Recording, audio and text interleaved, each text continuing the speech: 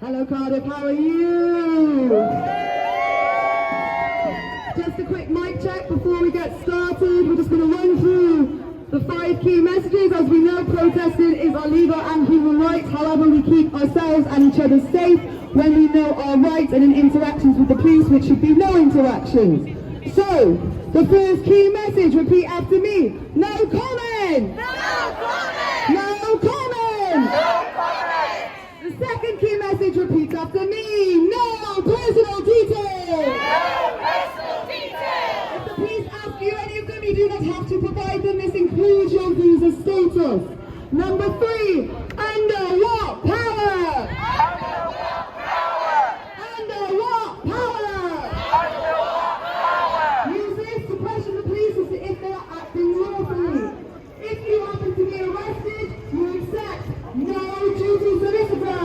No duty solicitor! No duty solicitor. No duty solicitor! And finally, you do not accept a caution. A caution is an admission of guilt, and you will not get to battle it out in court. So finally, no caution. No caution! No caution. No caution! And if fascist agitators approach you, do you pay any attention to them? No! Do you pay any attention to them? No! Do we ignore them? Yes! Amazing, Cardiff. Let's make some noise. We are out here today for the NAKBA 77 march.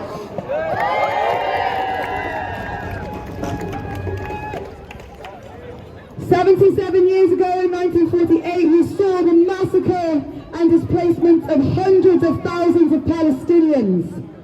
And here we stand in 2025, watching a genocide of the Palestinian people on their own land.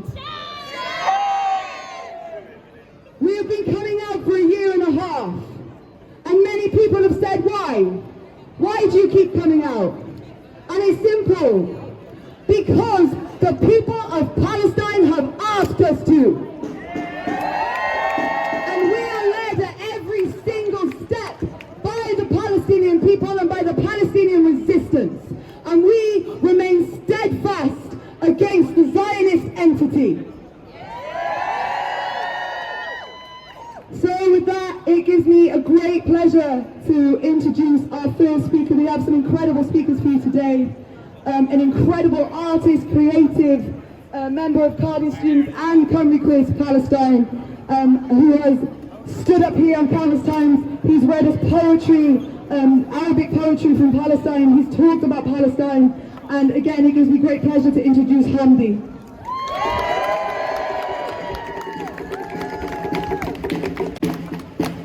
Give it up one more time!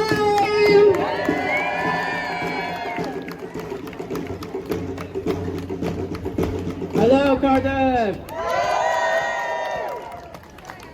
I'm just like beyond words. I am so happy to see the level of activism, the level of people coming out in Cardiff. We need to make it clear, this ends now. If we have any democratic right in this country, then this is the time to exercise it. We have to let people know we're shutting it down. Shut it down! Shut it down! Shut it down! Shut it down! Shut it down! Shut it down! Shut it down! Shut it down! Shut it down! I am so proud to be in the Cardiff movement. The UK pro-Palestine movement is crazy, and everyone who I've spoken to, they tell me, you guys go hard.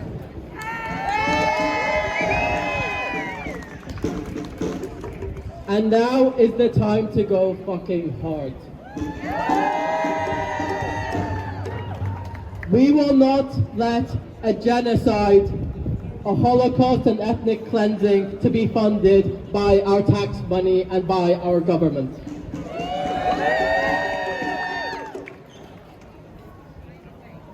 Free! Free! Palestine! Free! Free! Palestine! From the river to the sea! Palestine will be free! From the river to the sea! Palestine will be free! Free! Free! Palestine! Free! Free! Palestine! From the river to the sea! Palestine will be free! From the river to the sea! Palestine will be free! Free! Free! Palestine! Free! Free! Palestine! Free! Free! Free! Palestine! Free, free, free Palestine! Free! Free! Free! Palestine! Free, free, free Palestine! Free! Free! Palestine!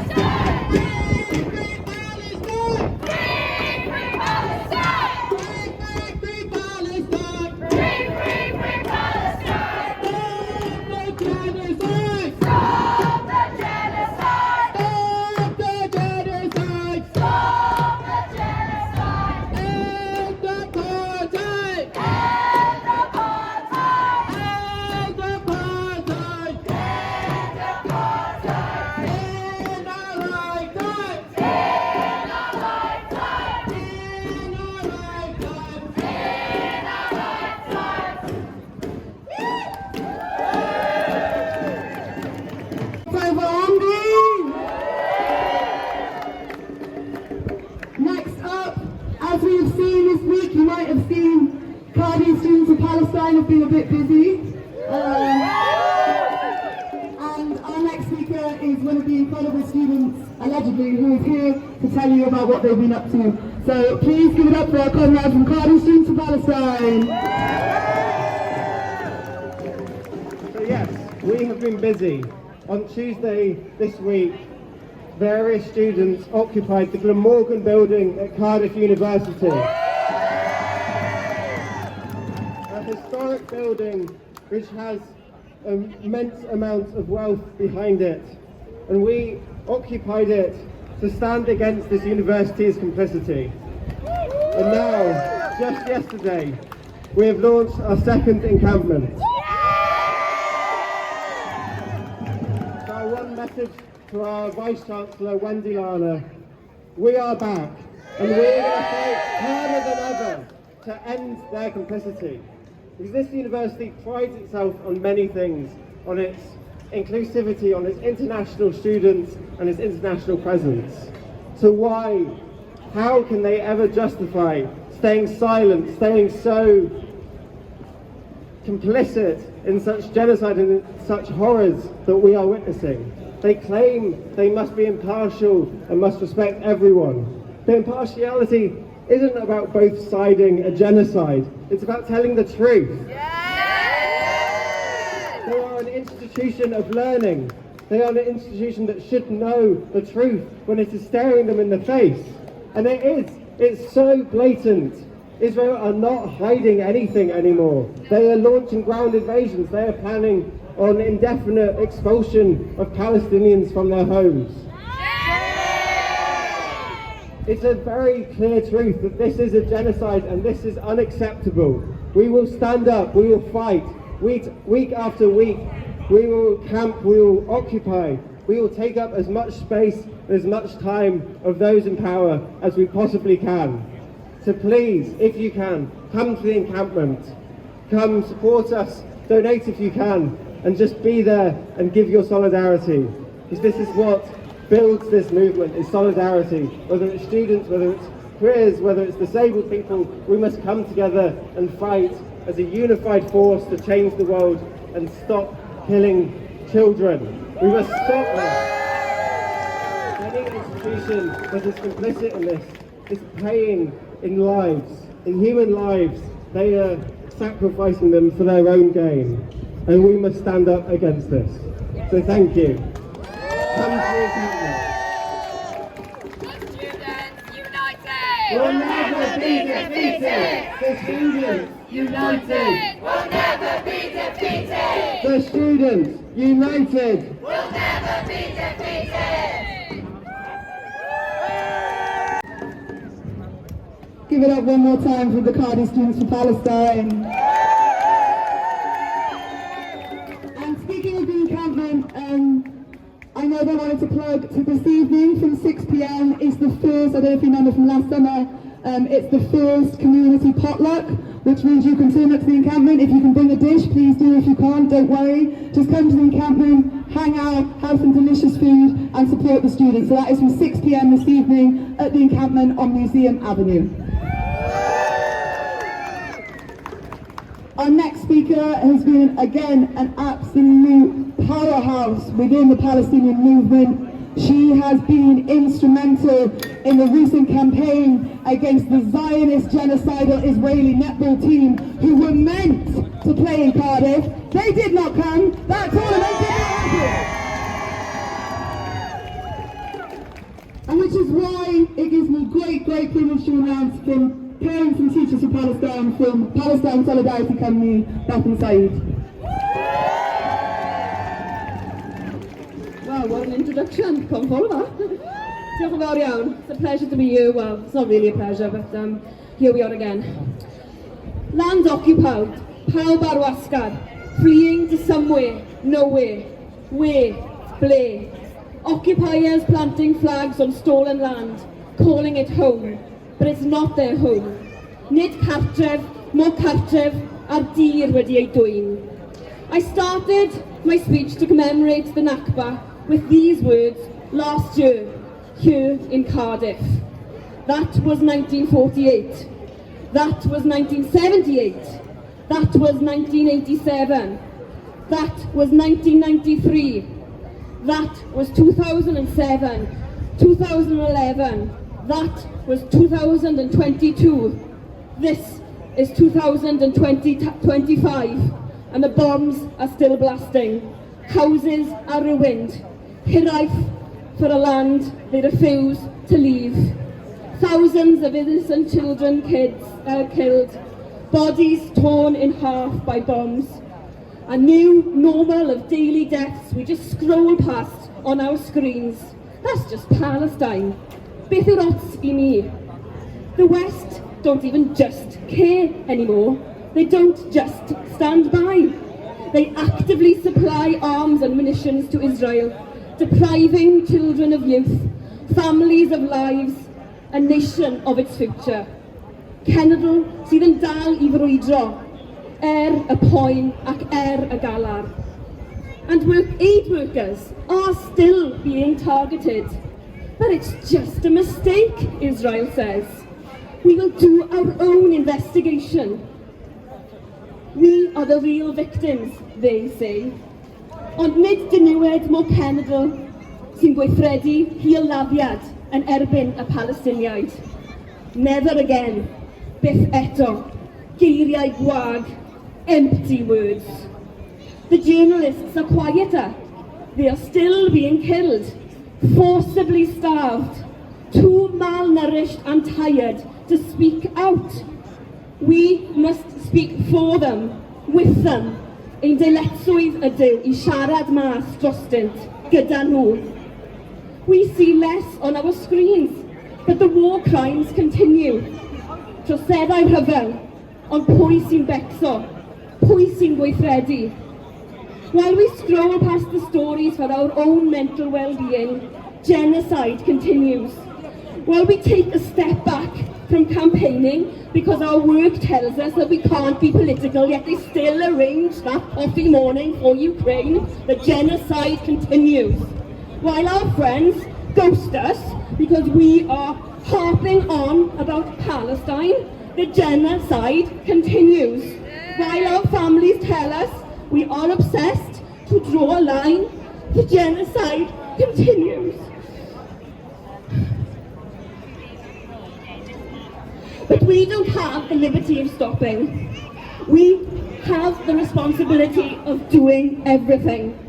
Gwneud popeth y fedrwn I stopio'r pentref yma. We continue to picket those Welsh factories in small town Wales, making arms to sell and send to Israel. Dyw e ddim yn rhywbeth I ffwrdd. Maen nhw'n creu yr arfau yma yng Nghymru. We continue to boycott those companies who have blood on their hands. Their profits are struggling. Their images are in tatter. The sports and cultural events we stop. Netball Israel did not get to play in Wales. The political pressure, the parents' block, showing those empty prams with those black veils, the student encampment raising their voices, the fundraisers, the poetry launches, y lobio, y gweithredu parhaol am embargo arfau, am heddwch, dros heddwch for peace.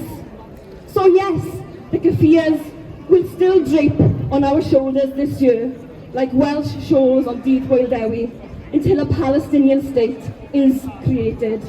The Palestinian flag, the red poppy of resistance, will fly high above our heads alongside our draig goch on the streets of Cardiff, Carnarvon, Abergavenny, Aberystwyth, until Palestine is free. Credit I Palestina.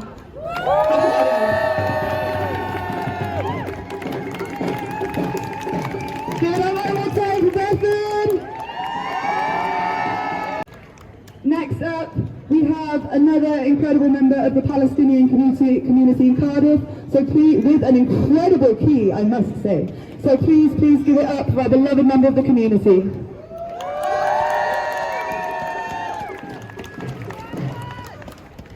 Thank you. I think everyone is looking at my big body, so they give me everything to hold. If I must die, you must live, to tell my story. If I must die, let it bring hope, let it be late, let it be a tale. Brothers and sisters, friends of justice, lovers of freedom, we are gathered here not only to remember a tragedy, but to honor a legacy. Not just to grieve what was lost, but to celebrate what still lives in every Palestinian heart, in every step of our struggle, in every corner of our culture.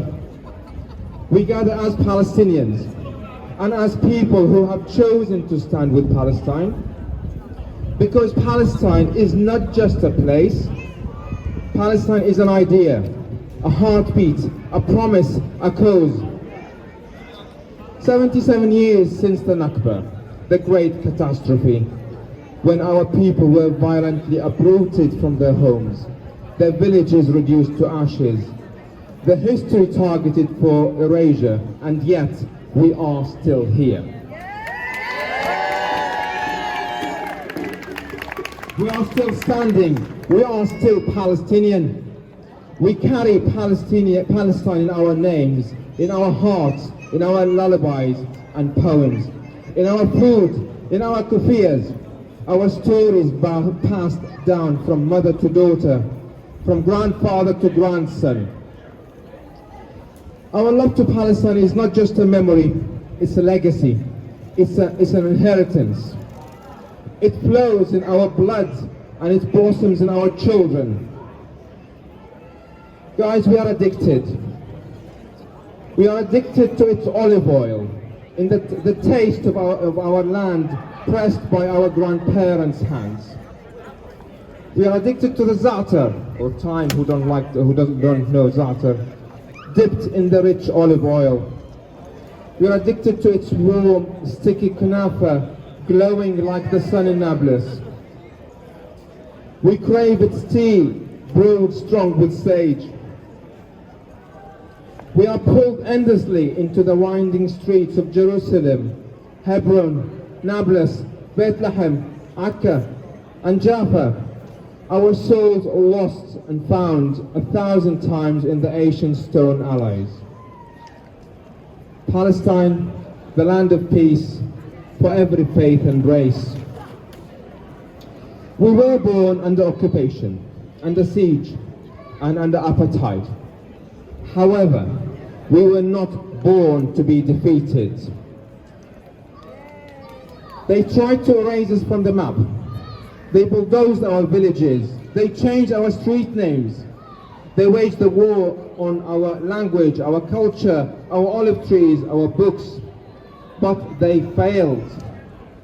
Because today, the Palestinian flag flies proudly in every corner of the globe.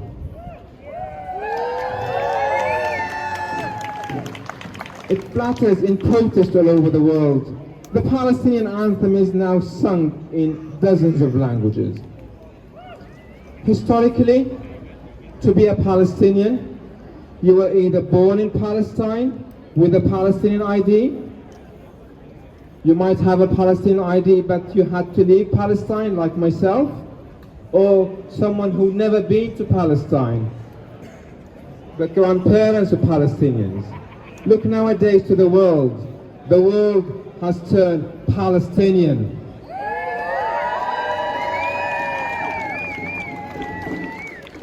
And from the Gaza to the streets of the world, millions chant, "Free Palestine."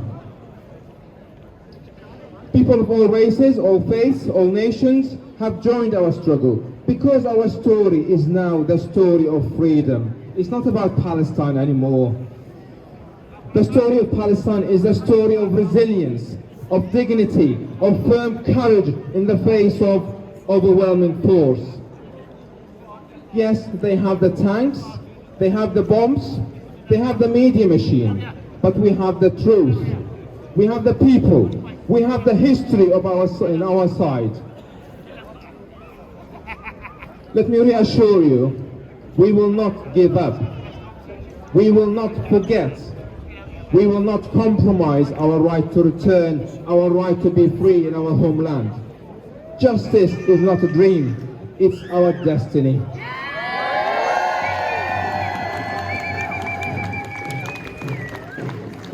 So to the occupiers we say, you may kill our people, but you cannot kill our spirits.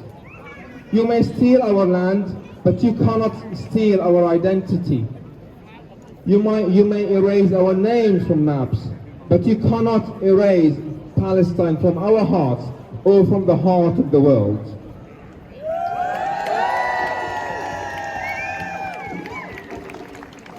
Long live Palestine, long live resistance, long live justice.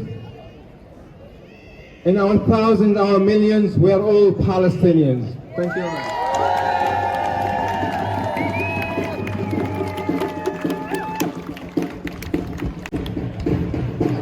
Give it up one more time for that incredible speech.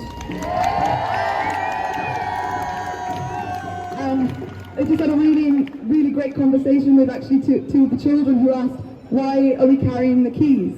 And I think our wonderful community member just explained it. We carry those keys because we know Palestinian people will return to their land and their homes. And we keep those keys. Put your keys to the air. I want everybody who has a key, raise them in the sky right now.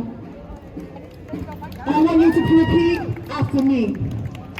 Israel, Israel, you will learn. Israel, Israel, you will learn. In their billions they'll return. In their billions they'll return. Israel, Israel, you will learn. Israel, Israel, you will learn. In their billions they'll return. In their billions they'll return. Netanyahu, now you'll learn. Netanyahu, now you'll learn.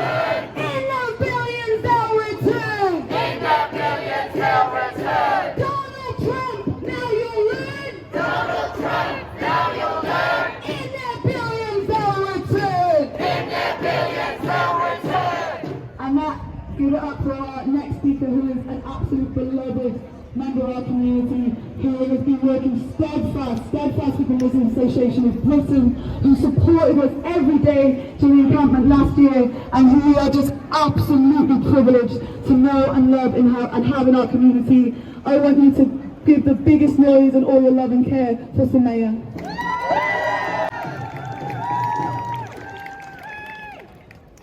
Brothers and sisters, friends, Assalamu alaikum wa rahmatullahi wa barakatuh, peace be upon you all.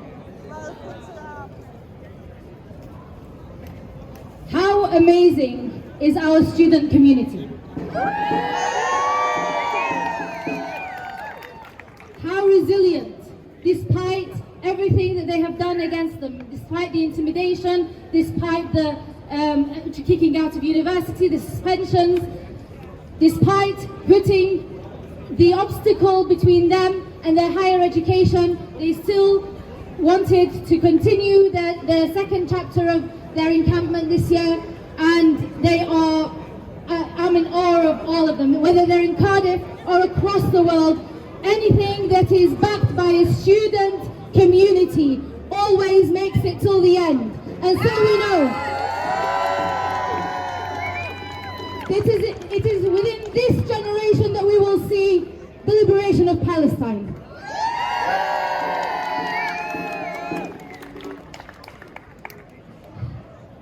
We are approaching the 77th anniversary of the NAKBA, the catastrophe that never ended.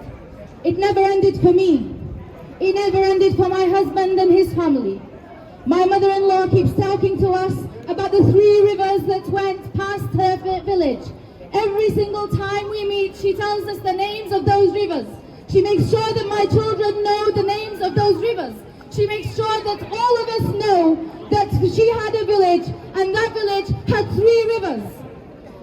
And we will keep telling the world that this village of ours, despite the pine trees, despite the non-indigenous vegetation that was planted above it to make it disappear off the map, still exists. And that we still resist, and that we will return.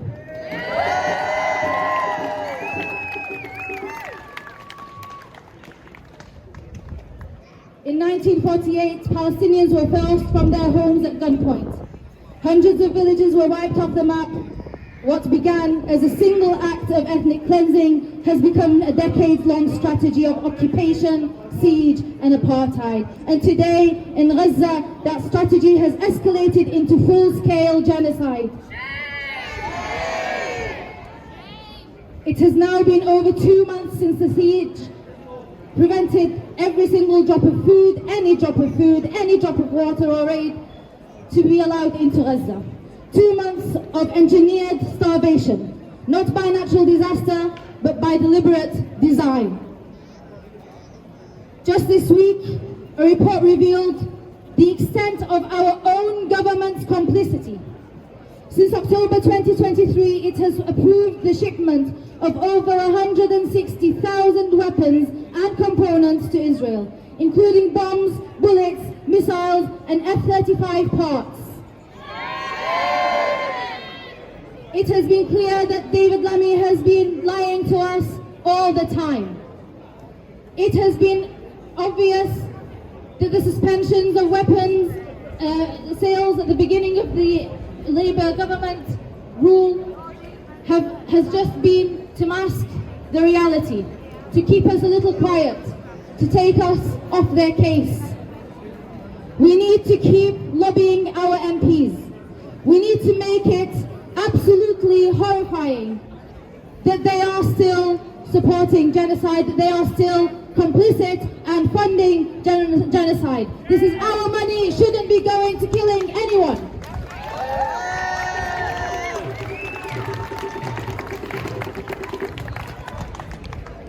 That is why it is not just a political duty, but a moral imperative that we disrupt this genocide in every way we can. We cannot afford to drown in despair or guilt. The time to act is now. The time to mobilize is now. The time to organize and disrupt is now.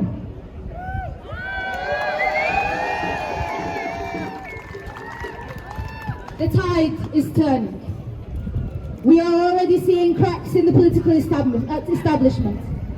Voices that once stood shoulder to shoulder with Israel are now breaking ranks. The pressure is working.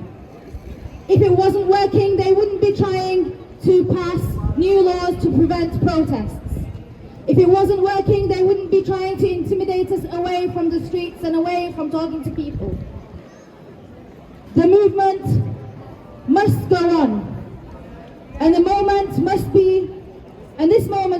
be a turning point where we escalate, organize, and intensify our mobilization. They are buckling under the weight of our resistance. They know they are on the wrong side of history. They know they do not have public support, and they know that the streets are not with them.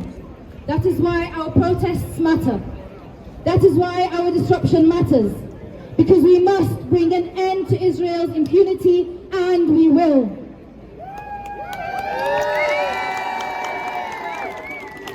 We are not powerless in the face of this genocide. We are not weak. We are not invisible. I've always tried to ingrain it into everybody I speak to that not many across the world are in our position. We live in a superpower. We live in a superpower. We are super communities within a superpower. How many people across the world, how many communities across the world have access to what we have the ability to mobilize like we have the ability to affect and cause and drive change like we do? Not that many. And so knowing this, we do need to escalate. We need to believe in our powers. We need to believe that we are those super communities, those ethical communities, those that want peace and justice worldwide.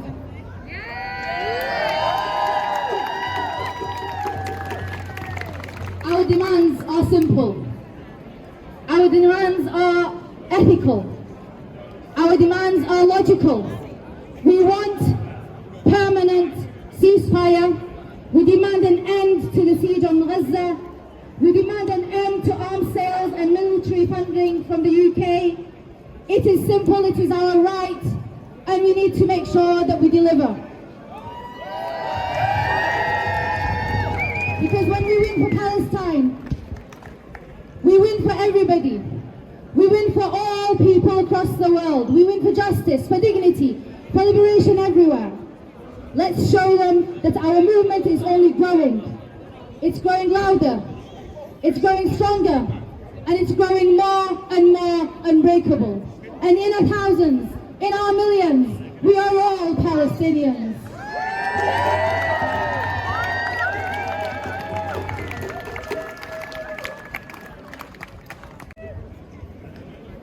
Free, free! Palestine! Free, free! Palestine! From the river to the sea! Palestine will be free! Next, as we've said, every week we come out here, we know that our struggles are connected. And that our fight for Palestine is connected with the fight for liberation all around the world. And that includes from Lebanon to Yemen to Syria to Congo to Sudan and to Kashmir. And that means next I would really love to invite a beloved member of Cymru Queers who is going to talk more about the importance of our intersected liberation. So please give it up for our representative from Cymru Queers for Palestine. So again, and if anyone else wants to come and lead some chants or speak, please do come and let us know. But yes, back to our incredible comrade from Cymru Queers for Palestine.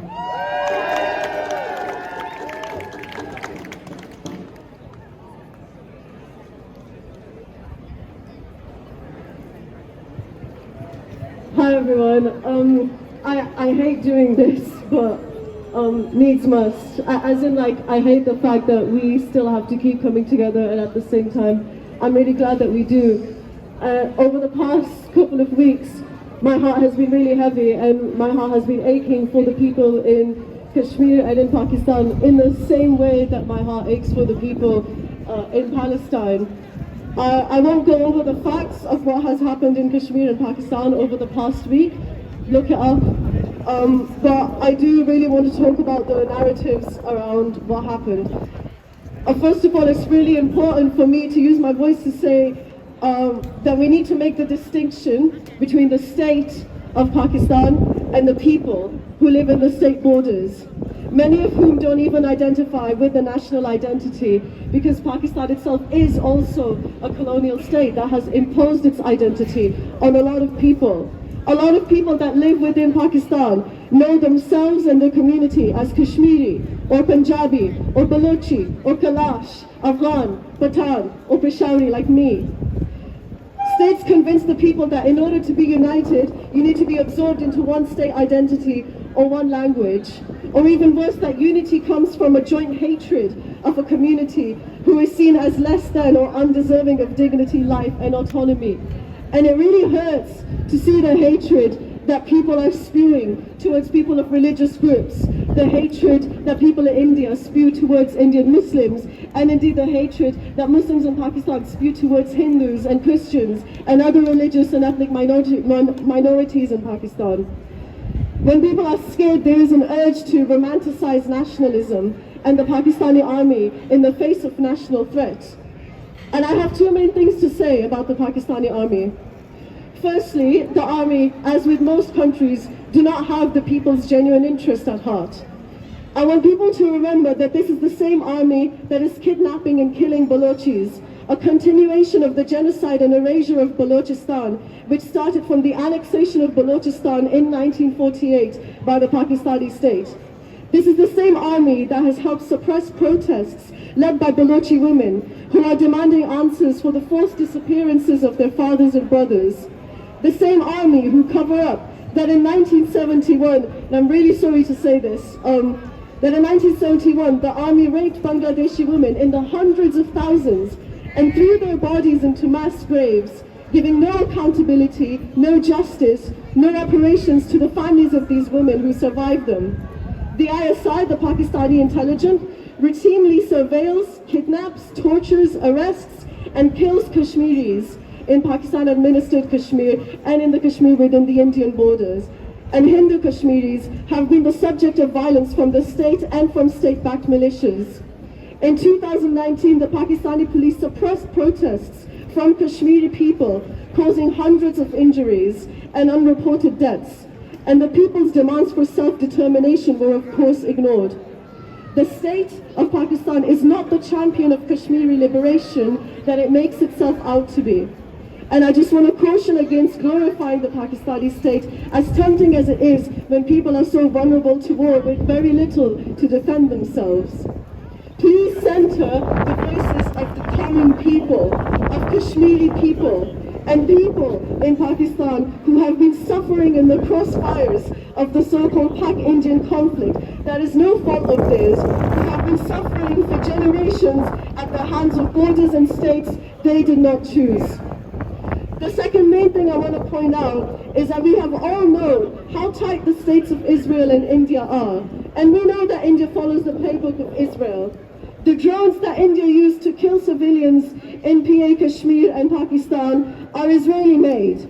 We know and have known that all military tactics Israel is using in Palestine, unfettered, will be and are being used by India against people in Kashmir and in Pakistan.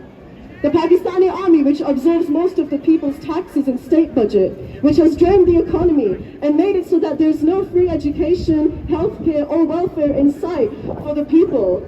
For all it makes itself out to be, a nuclear power, the 6th or 7th largest army in the world or whatever, that brainwashes and radicalizes young boys to throw away their life and future to join the army and keep bloating its size. Where were they this whole year while Israel killed hundreds and thousands of Palestinians? They've woken up now that their air base in Islamabad was attacked. People might say, oh, but if they try to fight Israel, it would provoke war against Pakistan. India does not need to be provoked to bomb Kashmir and Pakistan. Israel does not need to be provoked to give India weapons to kill innocent people with. And I want to say, shame on everyone who had the power to stop Israel and didn't, and who are only waking up when the threat is on their doorstep. Shame on you. And the people, the innocent people, are always the ones paying the true price of political games and state ideologies. So whenever we talk about the Pak-India war, I urge you to not center the state apparatuses, but remember the people of Palestine, the people of Kashmir, the people in Pakistan, and the people in India who always pay the price of war. And when there is war, no one wins. No one wins that war. It's important that we don't glorify war and we call for peace between the regions, because it's the people that will suffer. After they've done their drones and fought their skirmishes, there will be another peace treaty, but the people who died, their families and their lives will be destroyed forever, and there'll be no going back. That's all I have to say. Before I go, I want to do two things. I want to teach you a word, Azadi. Say it after me, Azadi. Azadi. I'm going to do 3 beats, and I want you to chant Azadi for me, like this. Wait, sorry, that was embarrassing. Azadi! Azadi! Azadi! Azadi! Azadi! Azadi! Azadi! Azadi! I want to invite my sister and my comrade, who's a trans woman, who's Kashmiri, who I'll always stand with and who always stands with me, who's always stood with, sorry I'm emotional, in a lot of our protests, whether it's for trans rights, whether it's for Palestine, and today, please invite Shabazz.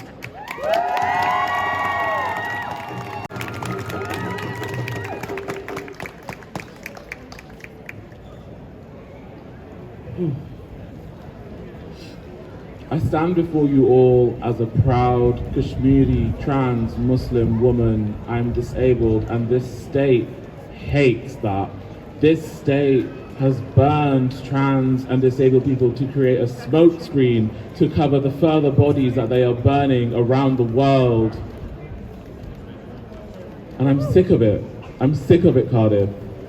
Today, I stand and I march for the liberation of my people in the trans community, my people in the disabled community, my people in the Kashmiri community, to my beloved Palestinian people, to all of these people and the intersections that they represent, who meet me where I stand at the crossroads of so many places of suffering. We will all be free, inshallah.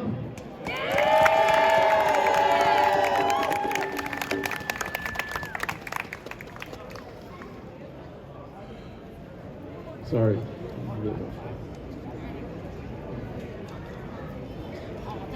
One thing about the multiple layers of suffering you experience as a multiply marginalized person, and one of the realizations you have, is that it is all manufactured.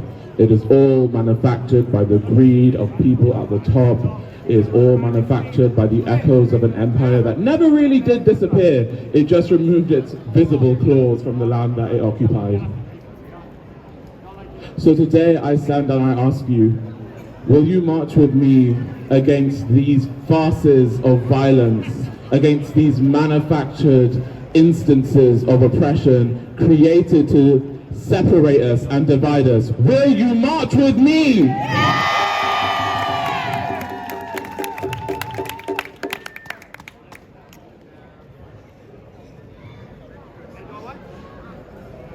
It's been a tough week. So I'm not going to keep talking for too long before we start marching soon.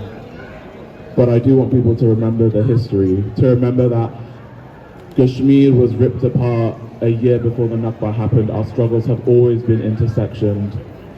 To remember that trans people are being used as fodder in a culture war to distract every member of this population from the genocides that this country and so many other countries are continuing to enact. And it is time for the people here to wake up.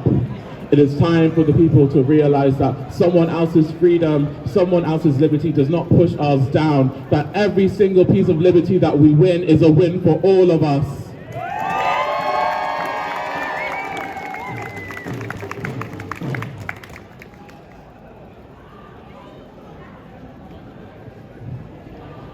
I would like to lead a quick chant, if that is okay with everyone here.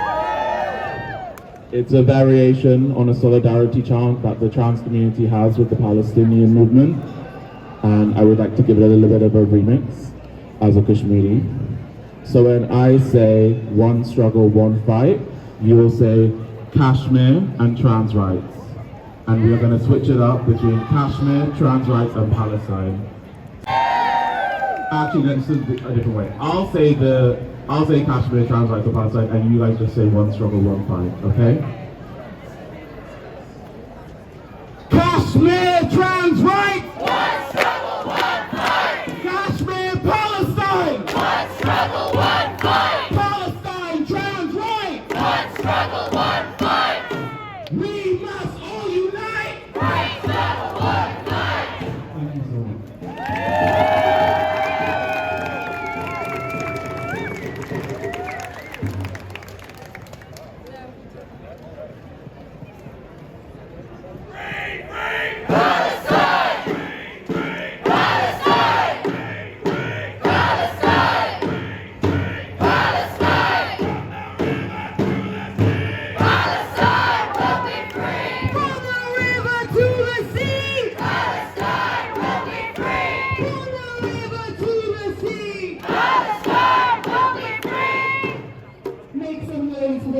Incredible, wonderful, beautiful.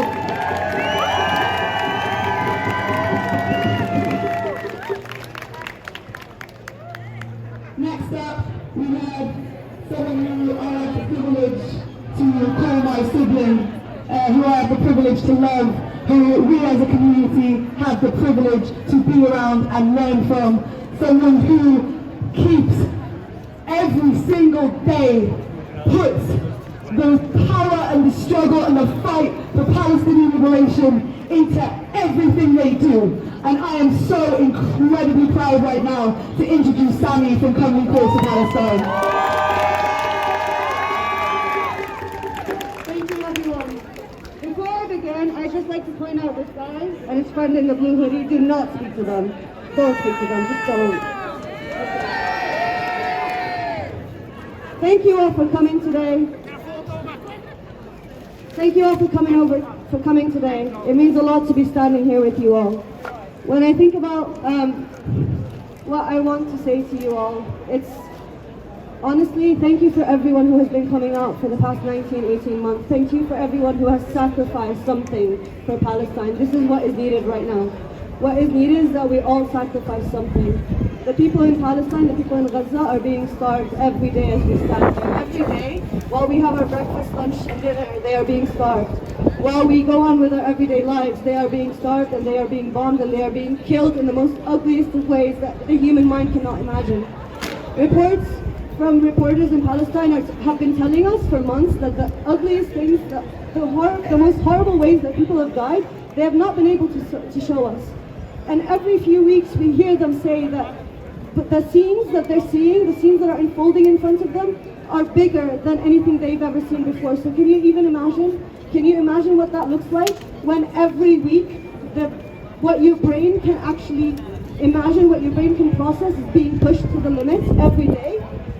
During the NAKBA, my grandpa was 11 years old when his dad got killed, and he became responsible for his mom and his siblings to take them to leave their town thinking that they were going to come back a few days later. And they were sent to Jordan. And they walked to Jordan thinking that their Arab brothers, their Arab families would take them in and would support them. What we've been seeing recently is that this is not the case.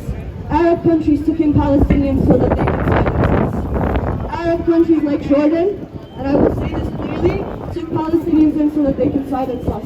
In the past week, Jordan has arrested a man simply for speaking about boycotting.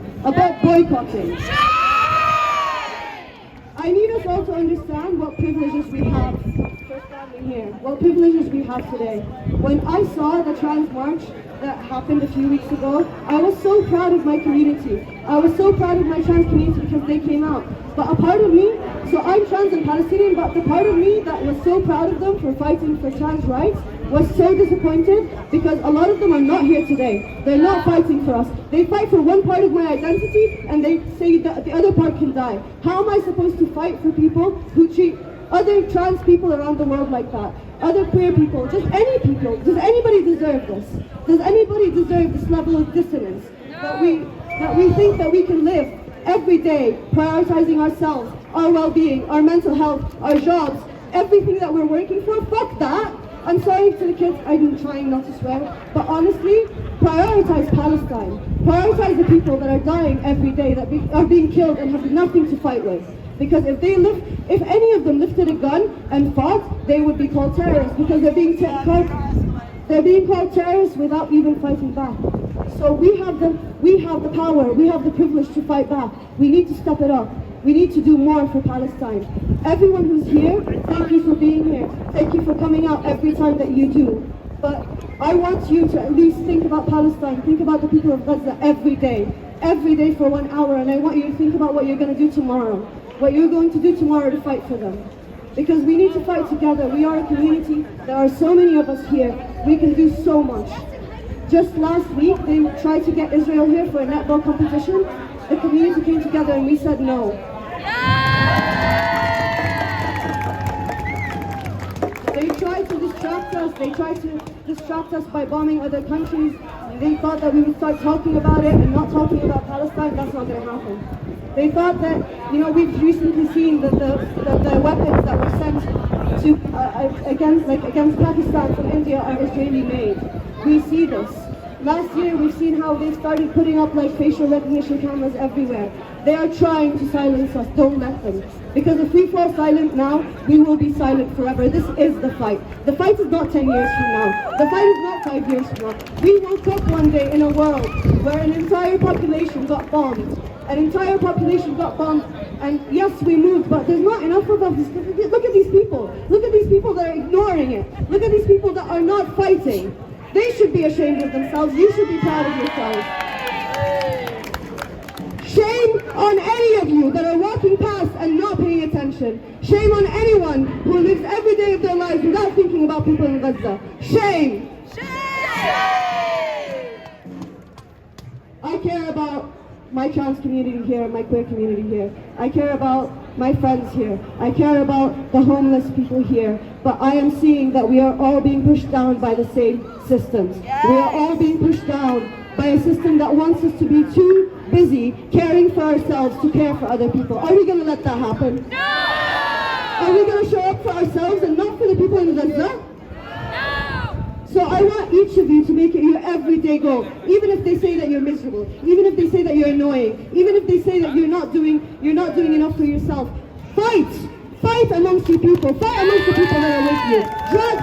Drag them out to protest. Let's make this happen. We've been saying shut it down for 18 months. It's time to shut it down. Shut it down! Shut it down! As far as I'm concerned, the people who are looking away, the people who are not here with us, are also complicit. They're part of the problem. Yes. I'm not worried if we annoy them. I'm not worried if we get in their way, because it's about time. It's about time we got in your way. You either get with us or move out of our way, because this is a movement. Yes. We are fighting together, and we are not going to let you divide us. Thank you. After this, we're going to start marching soon, but for the march, please make sure that the students are first, because the students this week have shown us that they are not going to stop fighting. They're putting their bodies on the line. They're putting their education, their careers, they're sacrificing everything. And we should all be doing the same. Support the students, learn from the students, learn from anyone who's been doing the work, and show up. Thank you.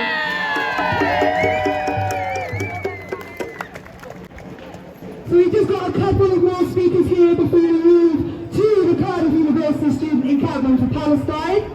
So again, we've talked about, before I continue, I would just like to say, can we focus on the people here and not the losers over here? Yeah! Ignore them. They have no friends. They are looking for friends. Ignore them. Ignore them and listen to the people over here. Next up, I would like to introduce another incredible member of our community. My fondest memory of her is one of the first days of the encampment last year, turning up with flowers that she had picked us from her own allotment. And I remember thinking, this is what community looks like. So it gives me the greatest pleasure to introduce Planky.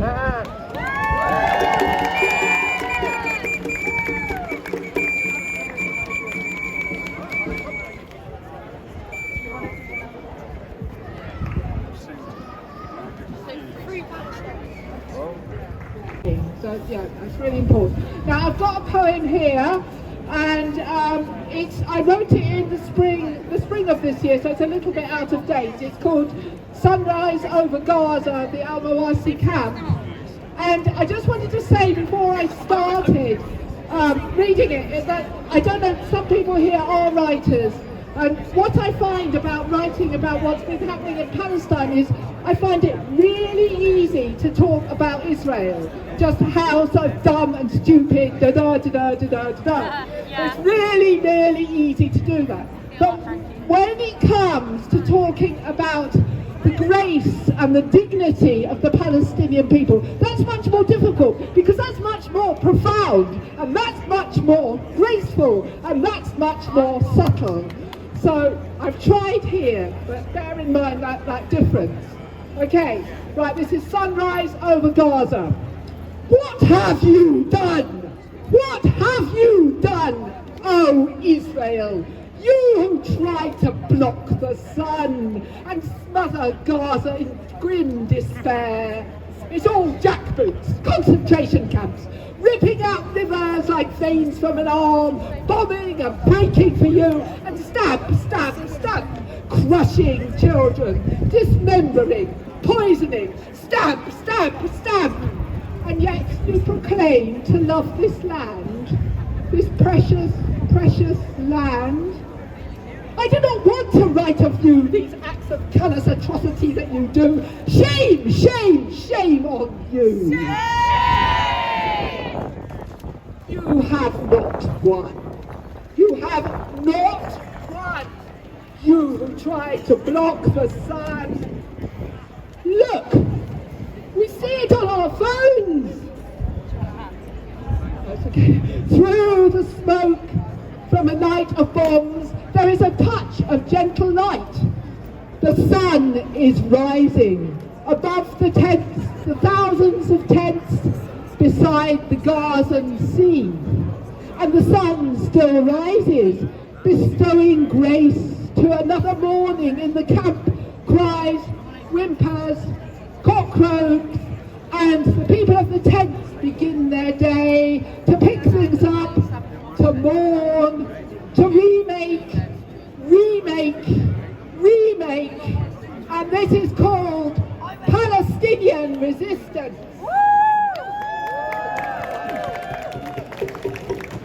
I do not know how to write of this dignity. It is a strength beyond what I knew was possible, and the sun rises, and the sun rises, and look, out of the sprawl of tents, a young man breaks into a run and arrives with urgency on the shore. Here, no shoes, feet on sand, just ordinary clothes, and the sun is rising above the camp, above the smoke, and he has come to dance resistance with the sun. A gymnast of Gaza, a dancer, a young man from Gaza, and the murmuring waves roll in like quiet prayers across the diaspora, one after one after one. A pause in which the world might end, but it doesn't, not this time. Now is a young man standing on the Gazan shore, a Gaza gymnast, a dancer, a young man from Gaza, and now choosing his time, his arms lift up, small jump, moving into a power run, and up he leaps, up, folding his body around his heart, bright spinning. He flows into a stream of somersaults, over and over in rhythm with the sea. Land and jump, my land, my land, my land, my land. His feet scribbling freedom in the sand. And the sun is high now, unstoppable.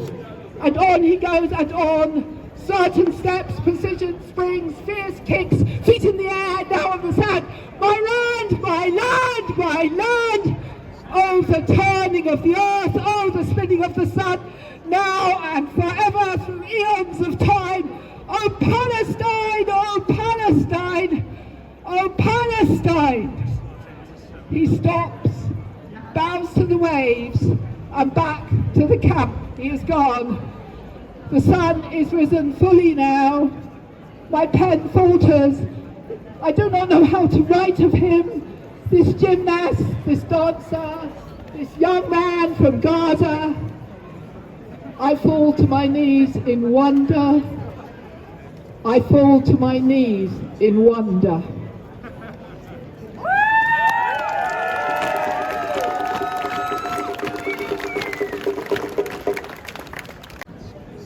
Okay, we've got one more speaker here before we head to the encampment. I know people are hot and tired.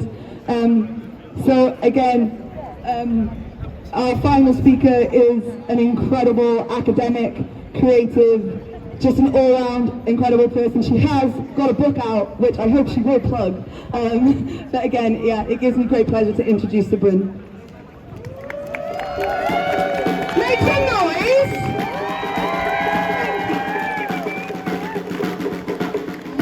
Hi everyone, I'll try to be short, maybe not that sweet, but short. We Palestinians love symbols because when they try to take everything away from you, symbols anchor you to who you are, to your family, to your land. And today lots of us, Palestinian and non-Palestinian, are holding a key in our hands or around our neck. And you know what it means. Those keys were the people who chased at gunpoint from their houses in 1948. They kept... Oh, shut up. Get some friends? Keep going! Free! Palestine! Free! Palestine! Okay, there you go. So, when in 1948 we were chased at gunpoint from our houses, we kept our keys because we knew that we would return. We were certain we would return. A day, a week, a century, it doesn't matter. We will return. And I want to tell you something. We hold the keys as an object. If you talk with families, they actually still have that big key in their drawers or in their pockets. But they have done something even more important. Generation after generation, we are becoming the keys. They're making all of us keys. I am a key, you guys are keys. We need to open back that door of that house that's been taken away from us. And I'm not just talking about Palestinians. We Palestinians will probably lead the march of return. But we are seeing it now. We saw other people speaking about it. Trans rights, working class rights, disabled rights, queer rights. We all have our keys to come back to what it's ours. And so I want to make an exercise with you. Sorry, the academic in me is coming out. I'm trying not to be like annoying. I want you to do something because we all talk about the fight. And the fight is important. But it's also more important what we are fighting for. So I want you to close your eyes. Please do it, like indulge me, please. I want you to close your eyes. And I want to look at what it's gonna look like the day after the revolution is won. How does the day after the revolution look like? What have we done now with the world that we have reclaimed? How does the world look like?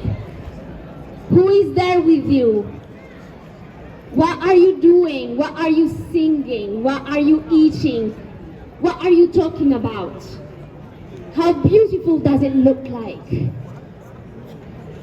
What can you imagine there? Hold it with you for a few seconds, that vision of a liberated, decolonial, queer future. And now I want to open your eyes. Remember, when we fight and we don't know anymore what to do, we are fighting for that vision that you just had behind your closed eyes. This is what we are fighting for. And it's not just a dream, it's possible. It's possible if we keep becoming the keys that our ancestors have given us the right to be. So let's march. Let's go and get the future that you have just imagined. Free Palestine.